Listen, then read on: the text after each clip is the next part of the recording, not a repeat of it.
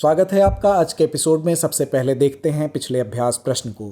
निम्नलिखित कथनों पर विचार कीजिए। पहला कथन है, यूरोपीय संघ के सामान्य डेटा संरक्षण विनियमन के अनुसार 16 वर्ष से कम आयु के सभी उपयोगकर्ताओं के लिए इंटरनेट का उपयोग करने हेतु माता पिता की सहमति अनिवार्य है।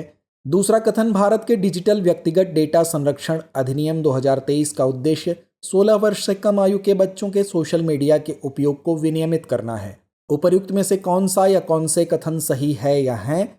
विकल्प ए केवल एक, विकल्प बी केवल दो, विकल्प सी एक और दो दोनों, या विकल्प डी ना तो एक ना ही दो। तो इस प्रश्न का सही जवाब है विकल्प ए। वर्ष 2015 में यूरोपीय संघ ने 16 वर्ष से कम उम्र के बच्चों को माता पिता की सहमति के बिना इंटरनेट तक पहुंच पर प्रतिबंध लगाने वाला कानून प्रस्तावित किया था। जनरल सामान्य डेटा संरक्षण विनियमन डेटा प्रोटेक्शन रेगुलेशन 2018 यूरोपीय संघ में सख्त डेटा गोपनीयता मानक निर्धारित करता है, जो उपयोगकर्ताओं को उनकी व्यक्तिगत जानकारी पर नियंत्रण प्रदान करता है तथा एक वैश्विक बेंचमार्क के रूप में कार्य करता है। अतः कथन एक सही है। भारत के डिजिटल व्यक्तिगत डेटा संरक्षण अधिनियम 2023 का उद्देश्य बच्चों के सोशल मीडिया के उपयोग को विनियमित करना है। डीपीडीपीए की धारा 9 में 18 वर्ष से कम उम्र के बच्चों के डेटा को संभालने के लिए 3 शर्तें बताई गई हैं। अतः कथन 2 सही नहीं है। अतः विकल्प ए सही है। तो आइए शुरुआत करते हैं पहले प्रश्न के साथ। लिटिल प्रेस्पा झील के संदर्भ में निम्नलिखित कथनों पर विचार कीजिए। पहला कथन है, यह अल्बेनियाई ग्रीक सीमा पर स्थित है। दूसरा कथन है, यह यूरोप की सबसे पुरानी विवर्तनिकी झीलों में से एक है। तीसरा कथन है, किलिमंजारो पर्वत प्रेस्पा झील को ओहरिड झील से अलग करते हैं। उपरोक्त कथनों में से कितने सही हैं? विकल्प ए केवल एक, विकल्प बी केवल दो, विकल्प सी सभी तीन, या विकल्प डी कोई भी नहीं। तो इसका सही जवाब है विकल्प बी, लिटिल प्रेस्पा झील। यह अल्बेनियाई ग्रीक सीमा पर स्थित है। अतः कथन एक सही है।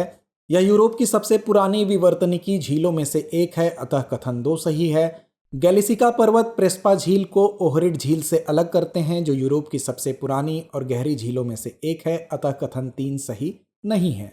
निम्नलिखित कथनों पर विचार कीजिए। पहला कथन है, भारत विश्व में चौथा सबसे बड़ा तिलहन उत्पादक देश है। दूसरा कथन है, भारत तिलहन के आयात पर बहुत अधिक निर्भर है, जो खाद्य तेलों की घरेलू मांग का 57% हिस्सा है। तीसरा कथन है, वर्ष 2021 में राष्ट्रीय खाद्य तेल मिशन आयल पाम शुरू किया गया था। उपरोक्त कथनों में से कितने कथन सही हैं? विकल्प ए केवल एक, विकल्प बी केवल दो, विकल्प सी सभी तीन, या विकल्प डी कोई भी नहीं। तो इसका सही जवाब है विकल्प सी, भारत विश्व में चौथा सबसे बड़ा तिलहन उत्पादक है। अतः कथन एक सही है। भारत तिलहन के आयात पर बहुत अधिक निर्भर है, जो खाद्य तेलों की घरेलू मांग का 57% है। अतः कथन 2 सही है। राष्ट्रीय खाद्य तेल मिशन आयल पाम वर्ष 2021 में शुरू किया गया था, जिसका उद्देश्य वर्ष 2025-26 तक पाम ऑयल के क्षेत्र को 10 लाख हेक्टेयर तक बढ़ाना है, जिसमें पूर्वोत्तर राज्यों पर विशेष ध्यान दिया गया है। अतः कथन 3 सही है। क्लिनिकल रिसर्च ऑर्गेनाइजेशन के संबंध में निम्नलिखित कथनों पर विचार कीजिए। पहला कथन है, सीआरओ केवल एक वाणिज्यिक इकाई या कानूनी दर्जा प्राप्त शैक्षणिक संस्थान ही हो सकता है। दूसरा कथन है, प्रायोजक से सीआरओ को जिम्मेदारियों का हस्तांतरण लिखित रूप में किया जाना चाहिए। उपरोक्त में से कौन सा कथन सही है या है? विकल्प ए केवल एक, विकल्प बी केवल दो, विकल्प सी एक और दो दोनों, या विकल्प डी ना तो एक ना ही दो। तो इस प्रश्न का सही जवाब है विकल्प बी, एक क्लिनिकल रिसर्च ऑर्गेनाइजेशन वाणिज्यिक शैक्षणिक व्यक्तिगत रूप से स्वामित्व वाला कानूनी दर्जा प्राप्त कोई भी निकाय हो सकता है। अतः कथन एक सही नहीं है। सीआरओ को जिम्मेदारियां लिखित रूप में सौंपी जानी आवश्यक हैं। अतः कथन 2 सही है। क्लिनिकल रिसर्च ऑर्गेनाइजेशन यानी सीआरओ एक इकाई है जो वाणिज्यिक शैक्षणिक व्यक्तिगत स्वामित्व वाली या कानूनी स्थिति वाली संस्था हो सकती है। इसे प्रायोजक द्वारा विशिष्ट कार्यों, कर्तव्यों या दायित्वों का प्रबंधन करने के लिए नियुक्त किया जाता है। ये जिम्मेदारियां नैदानिक निरीक्षण, जैव उपलब्धता या जैव समतुल्यता अध्ययन से संबंधित हैं। जिम्मेदारियों का हस्तांतरण लिखित रूप में किया जाना चाहिए। टाइफून के संदर्भ में निम्नलिखित कथनों पर विचार कीजिए। पहला कथन है, टाइफून उष्ण सागरीय जल के ऊपर निर्मित होते हैं और इनकी वायु गति 119 किलोमीटर प्रति घंटे या उससे अधिक होती है। दूसरा कथन है, टाइफून के कारण उत्तरी गोलार्ध में कम दबाव वाले क्षेत्र के चारों ओर वायु दक्षिणावर्त दिशा में घूमने लगती है। उपर्युक्त में से कौन सा या कौन से कथन सही है या हैं? विकल्प ए केवल एक, विकल्प बी केवल दो, विकल्प सी एक और दो दोनों, या विकल्प डी ना तो एक ना ही दो। तो इसका सही जवाब है विकल्प ए। यह एक प्रकार का चक्रवात है जिसमें वायु की गति 119 किलोमीटर प्रति घंटा या उससे अधिक होती है तथा यह भूमध्य रेखा के पास उष्ण समुद्रीय जल में विकसित होता है, अतः कथन एक सही है।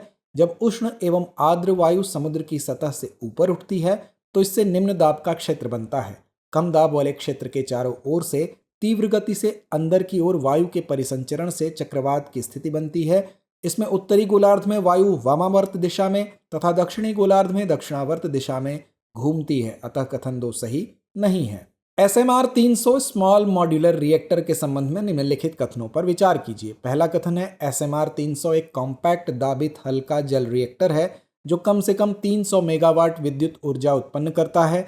दूसरा कथन है भारत के परमाणुवीय नुकसान के लिए सिविल दायित्व अधिनियम 2010 है। तीसरा कथन है SMR 300 प्रौद्योगिकी कोयला आधारित संयंत्रों की जगह लेकर भारत के स्वच्छ ऊर्जा परिवर्तन में सहायक हो सकती है। उपर्युक्त कथनों में से कौन सा या कौन से सही है या हैं? विकल्प ए केवल 1, विकल्प बी केवल 1 और 2, विकल्प सी केवल 2 और 3 या विकल्प डी केवल 1 और 3। तो इसका सही जवाब है विकल्प डी। SMR 300 एक उन्नत दाबित हल्का जल रिएक्टर है जिसमें विखंडन के माध्यम से कम 300 मेगावाट विद्युत शक्ति उत्पन्न करने के लिए लो एनरिच्ड यूरेनियम ईंधन का उपयोग होता है, अतः कथन एक सही है। परमाणुवीय नुकसान के लिए सिविल दायित्व अधिनियम 2010 से उपकरण विनिर्माताओं पर दायित्व पड़ने से विदेशी परमाणु आपूर्तिकर्ताओं के लिए चुनौतियां पैदा होती हैं जिससे विदेशी निवेश हतोत्साहित होता है, अतः कथन 2 सही नहीं है। SMR 300 प्रौद्योगिकी कोयला आधारित संयंत्रों की जगह लेकर भारत के स्वच्छ ऊर्जा परिवर्तन में सहायक हो सकती है, अतः कथन 3 सही है। निम्नलिखित कथनों पर विचार कीजिए। पहला कथन है चीन की बेल्ट एंड रोड इनिशिएटिव यानी BRI ने वैश्विक अवसंरचना वित्त पोषण को परिवर्तित कर दिया है जिससे प्रायः भाग लेने वाले देशों पर अत्यधिक वित्तीय बोझ पड़ जाता है। दूसरा कथन है प्रशांत महासागर में रणनीतिक रूप से स्थित हम्बनटोटा बंदरगाह आवश्यक व्यापार और ऊर्जा आपूर्ति मार्गों को सुरक्षित करने की चीन की व्यापक भू राजनीतिक रणनीति का हिस्सा है। उपर्युक्त में से कौन सा या कौन से कथन सही है या हैं? विकल्प ए केवल 1, विकल्प बी केवल 2, विकल्प सी 1 और 2 दोनों या विकल्प डी ना तो 1 ना ही 2। तो इस प्रश्न का सही जवाब है विकल्प ए। चीन की बेल्ट एंड रोड इनिशिएटिव यानी BRI ने वैश्विक बुनियादी ढांचे के वित्त पोषण को बदल दिया है जिससे प्रायः भाग लेने वाले देशों पर अत्यधिक वित्तीय बोझ पड़ता है, अतः कथन एक सही है। हिंद महासागर में रणनीतिक रूप से स्थित हम्बनटोटा बंदरगाह आवश्यक व्यापार और ऊर्जा आपूर्ति मार्गों को सुरक्षित करने के लिए चीन की व्यापक भू राजनीतिक रणनीति का हिस्सा है, अतः कथन 2 सही नहीं है। शास्त्रीय भाषाओं के संबंध में निम्नलिखित कथनों पर विचार कीजिए। पहला कथन है हाल ही में केंद्रीय मंत्रिमंडल ने मराठी, भोजपुरी, प्राकृत, असमिया और बंगाली सहित 5 और भाषाओं को शास्त्रीय के रूप में मान्यता देने को मंजूरी दी है। दूसरा कथन है विश्वविद्यालय अनुदान आयोग केंद्रीय विश्वविद्यालयों और शोध संस्थानों में शास्त्रीय भारतीय भाषाओं पर ध्यान केंद्रित करने के लिए व्यावसायिक पीठों के निर्माण का समर्थन करता है। तीसरा कथन है शास्त्रीय भाषाओं के रूप में नामित भाषा को उनके अध्ययन और संरक्षण को बढ़ावा देने के उद्देश्य से विभिन्न सरकारी लाभ प्राप्त होते हैं। उपर्युक्त कथनों में से कौन सा या कौन से सही है या हैं? विकल्प ए केवल 1, विकल्प बी केवल 2, विकल्प सी सभी 3 या विकल्प डी कोई भी नहीं। तो इसका सही जवाब है विकल्प बी। हाल ही में केंद्रीय मंत्रिमंडल ने मराठी, पाली, प्राकृत, असमिया और बंगाली सहित 5 और भाषाओं को शास्त्रीय भाषा के रूप में मान्यता देने की मंजूरी दी है, अतः कथन एक सही नहीं है। विश्वविद्यालय अनुदान आयोग शास्त्रीय भारतीय भाषाओं पर ध्यान केंद्रित करने के लिए केंद्रीय विश्वविद्यालयों और शोध संस्थानों में व्यावसायिक पीठों के निर्माण का समर्थन करता है, अतः कथन 2 सही है। शास्त्रीय के रूप में नामित भाषाओं को उनके अध्ययन और संरक्षण को बढ़ावा देने के उद्देश्य से विभिन्न सरकारी लाभ प्राप्त होते हैं, अतः कथन 3 सही है। इलेक्ट्रॉनिक्स सिस्टम डिजाइन और विनिर्माण क्षेत्र के संबंध में निम्नलिखित कथनों पर विचार कीजिए। पहला कथन है संयुक्त राज्य America smartphone, computer network, electric वाहन, सेमीकंडक्टर और ऑपरेटिंग सिस्टम सहित ESDM क्षेत्रों में वैश्विक मूल्य श्रृंखलाओं का नेतृत्व करता है। दूसरा कथन है बांग्लादेश सबसे तेजी से बढ़ने वाला प्रमुख ESDM बाजार है जिसका लक्ष्य एक मजबूत विनिर्माण पारिस्थितिक तंत्र और आपूर्ति श्रृंखला का निर्माण करना है। उपर्युक्त कथनों में से कौन सा या कौन से सही है या हैं? विकल्प ए केवल 1, विकल्प बी केवल 2, विकल्प सी 1 और 2 दोनों या विकल्प डी ना तो 1 ना ही 2। इस प्रश्न का सही जवाब है विकल्प A. America smartphone, computer network, electric वाहन, सेमीकंडक्टर और ऑपरेटिंग सिस्टम सहित ESDM क्षेत्रों में वैश्विक मूल्य श्रृंखलाओं का नेतृत्व करता है, अतः कथन एक सही है।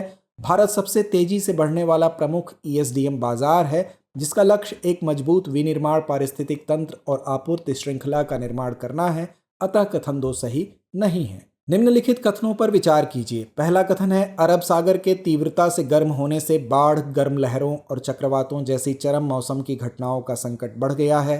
दूसरा कथन है, विश्व मौसम विज्ञान संगठन ने वर्ष 2018 की केरल बाढ़ को शताब्दी की बाढ़ कहा और इसे जलवायु परिवर्तन से जोड़ा।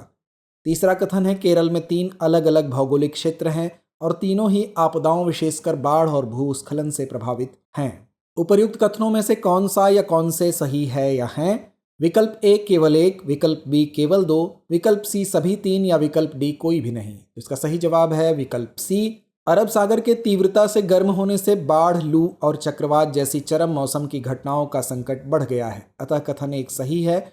विश्व मौसम विज्ञान संगठन ने वर्ष 2018 की केरल की बाढ़ को शताब्दी की बाढ़ कहा और इसे जलवायु परिवर्तन से जोड़ा, अतः कथन 2 सही है।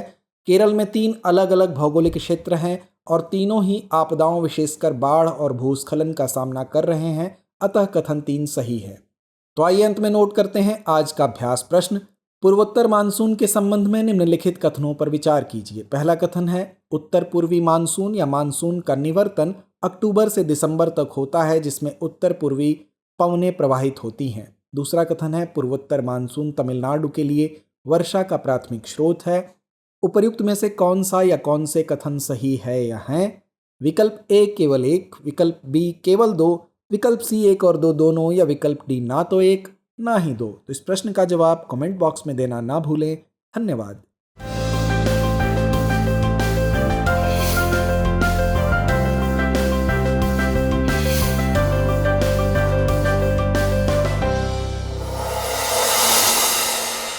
डियर व्यूअर्स, अपने एग्जाम की तैयारी को और बेहतर करने के लिए हमारे चैनल को लाइक, शेयर और सब्सक्राइब करना न भूलें।